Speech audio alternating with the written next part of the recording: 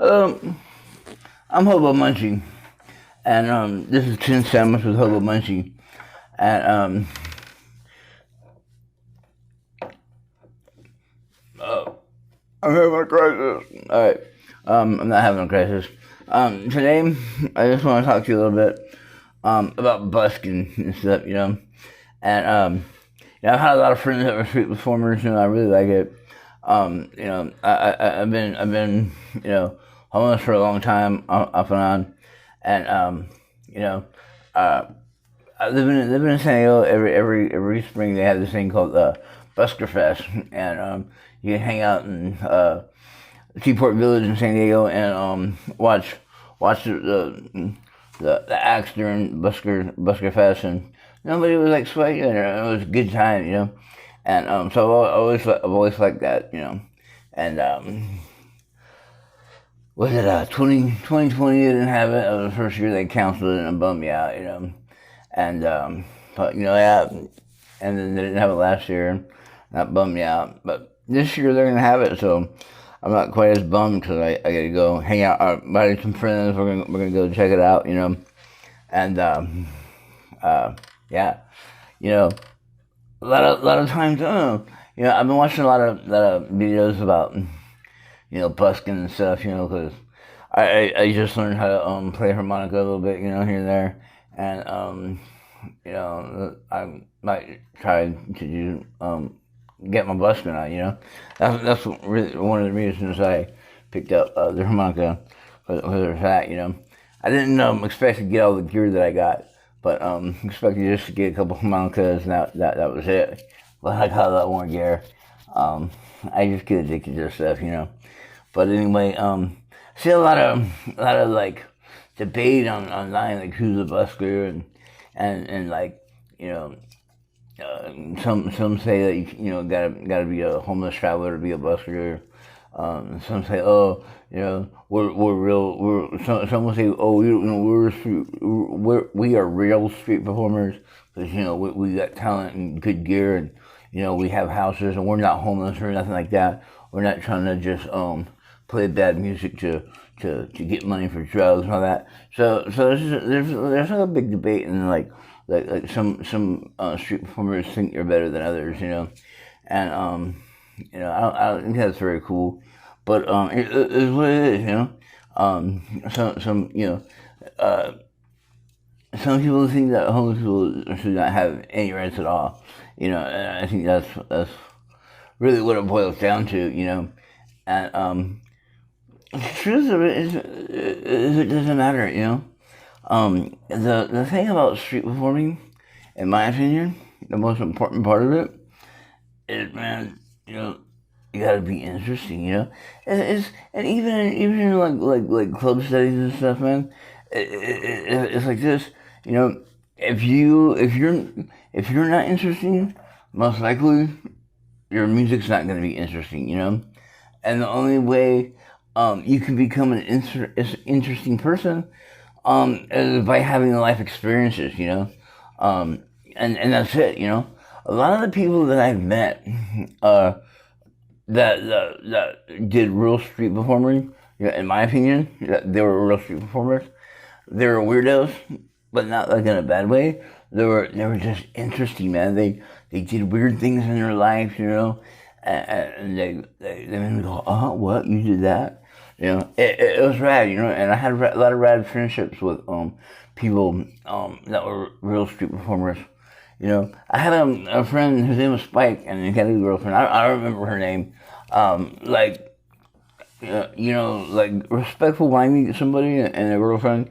I don't really like try to talk to the girlfriend, and I don't want nobody to think, oh yeah, I'm just trying to get up on your girlfriend, because what does that do to? And it's kind of scummy, and I'm not like that, But old Spike, man, he was a crazy dude. I used to see him, see him all over town, him and this other cat, Merc was another punk rock street.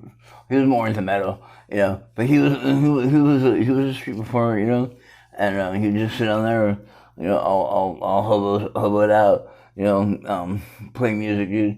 He was a cool dude. I knew him downtown forever, dude, forever.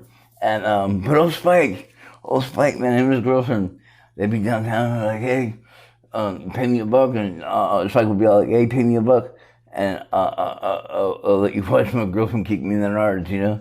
And he would do it, and like it was kind of like a jackass thing he had going on, you know? And but man, he would make me laugh every time I saw him do it. You know, I always when they were like doing the little hustle, I'd always look over there because like, and it's like whatever time they had a fight or whatever, you know, it's like that was her time to pay him back, you know, and she would not hold back. It's funny, and they made a lot of money, dude. You know, they made a lot of money that way, and it was always funny. But to me, people like that, you know, they were punk rock travelers, and they rode trains and stuff. And man, the guys were real street performers. They were real buskers, man. They put on a performance, man. That was really cool. And Spike earned every penny that he ever made. I guarantee you, man. And you know, it was really funny, but it was crazy. And another friend I had, you know, his name was Jazz, and he was way on the other side of the spectrum. He was an older cat, you know. He was into like you know, jazz and blues, played guitar, had like a wah pedal and shells on his ankle for you know, rhythm, and you know, he had a lot of weird musical philosophies, you know, that really intrigued me. And we talked a lot about our differences. I was playing bass and singing back in those days, and man, we had a lot of differences of opinions about like what we thought music was. And you know, his philosophy was, I'm only gonna play music one time. If it's recorded, cool. If it's not, then you know, catch me and I'll be doing something else, you know. But I'm never gonna play the same thing twice. That was one of his like things about music, you know. And just to tell you what kind of weird dude he is, you know, or he was. You know, I haven't seen him in a long time, you know. And I'll tell you how like last time I saw him, what he told me he was up to. But because when I met him, you know, like I saw him a lot. Cause, you know, I lived downtown, and he played downtown, and so I'd go to the store, I'd see him, and he'd always have the same spot, you know.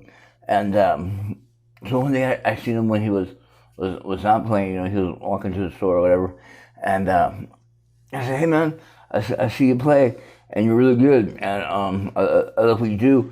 If you ever need anything recorded, you know, let me know, and I'll hook you up. He says, yeah, man, I need some CDs made, you know. Can you do that for me? I'm like, yeah, I can bring you some CDs. So I brought him some CDs, and we became friends and stuff, you know. But one day we were walking down the street, and we were just talking, you know, there's a couple of dudes, you know, taking a walk and talking about music and stuff, and it was cool. And he did this weird thing where he just, like, stopped in front of a tree, and and I'm like, dude, I'm jazz. You know, I heard a lot of people, you know, stopping to smell the roses, but a tree, stopping to smell the tree, that's kind of weird.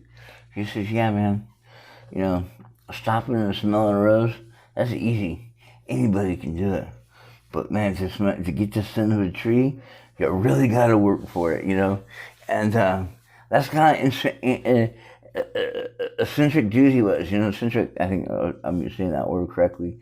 But man, he was just, he marched to a beat of a different drum, you know. And he was cool, man. And the reason why he was so different than the other street musicians that I knew was because he lived in a place, you know. He lived in a hotel right down the street from me, and he paid all his bills by street performing, you know, all his bills. You know, he bought his weed, his food, his hotel, and his booze, man, all paid for. He never worked, you know. And he did, you know, he sold CDs and stuff too, and I helped him along the way, all that. But man, he was a different. But what they all had in common, all my friends that were street performers, they had you know, whether they lived in a home or not, you know, they didn't have like the hang up. Oh, I'm not homeless, you know. I'm not a beggar, you know. I work my craft. You know, they have that attitude, you know. They all have the attitude of, hey man, you know, I live my life the way I want to. play music to make a living, and that's it, and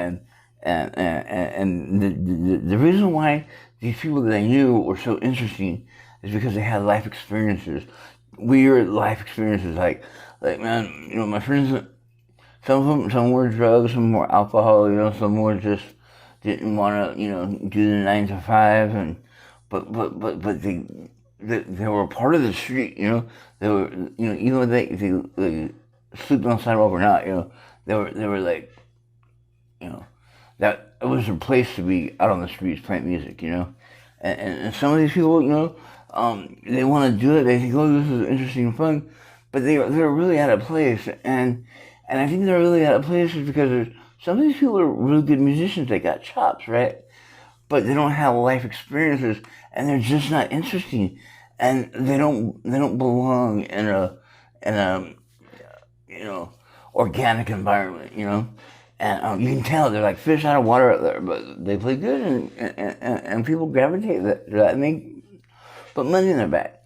And but also the people that are like really eccentric and really different, and they also play music really well.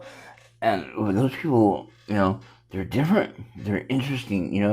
They got an interesting life, and to me, those are the people that I like to watch. The different cats. The people that are just different. They don't fit in society, so they don't.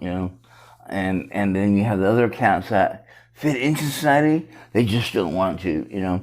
And but either way, either way you look at it, man, however you want to live your life, it's your choice, And that's how I really feel about it. If you really want to get on the street and play, whether you belong there or not, cool, man, that's cool.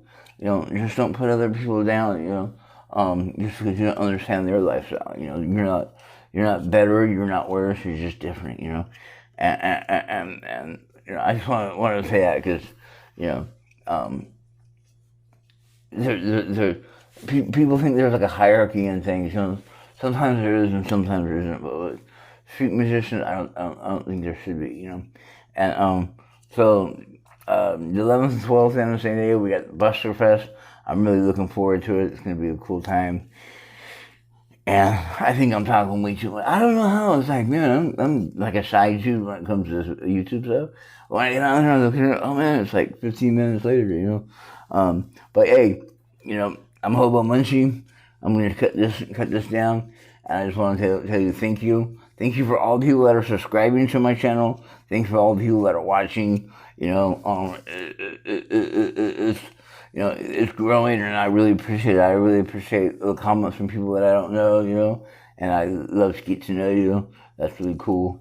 And what I say all the time is, man, we're living in a crazy world, so just, show compassion when you can to another human being, and that's really what's up. God bless y'all, and have a great day. Bye-bye.